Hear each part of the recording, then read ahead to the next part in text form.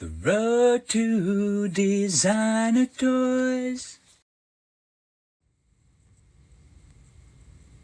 Welcome back to another episode of The Road to Designer Toys, y'all. Appreciate y'all. So, in this phase of the video series, I'm basically unmounting the first half of the molds after the last time.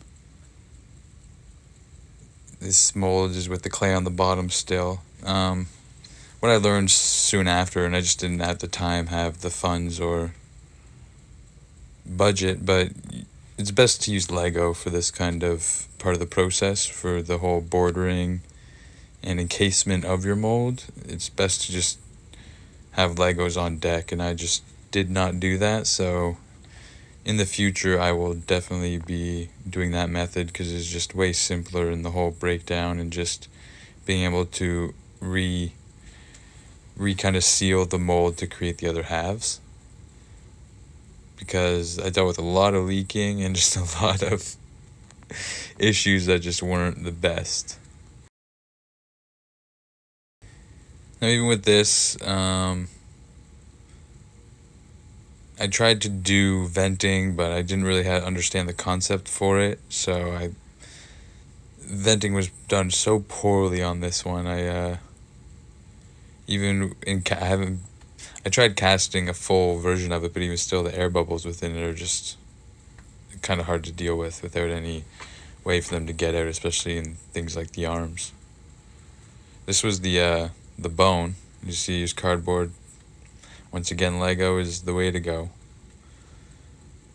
And just undoing the first half, using, the little tool to put the little ball marks in to line up, create the automatic incisions for when you mold the second half, just to kind of interlock itself in easily.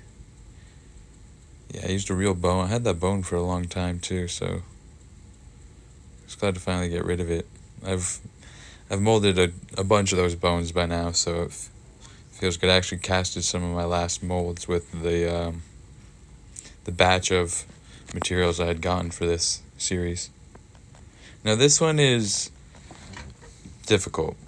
It was it's a pellet gun. It's a desert replica of a Desert Eagle, and it had a It had some kind of trigger on the handle, so I had to kind of duct tape it down, which transferred into the mold.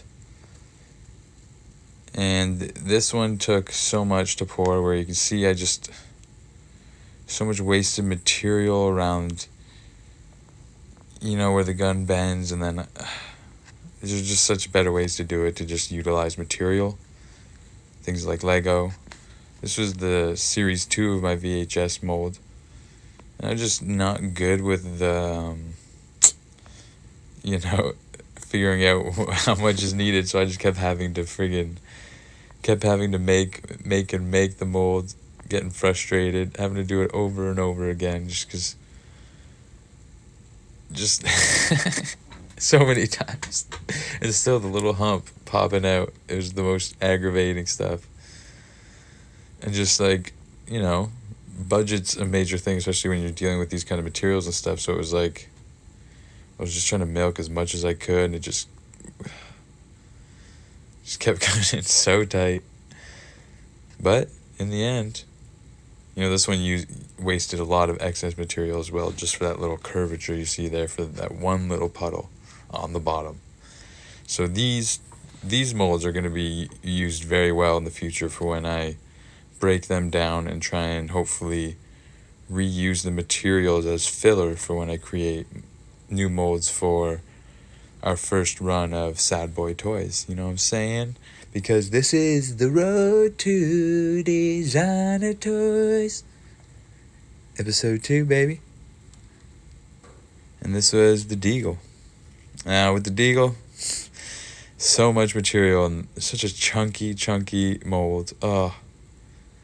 But I also just didn't have enough material to do the other half. So this one only honestly is a half mold at this point. And yeah, you'll see the pieces in the next video. Like and subscribe. Thank you.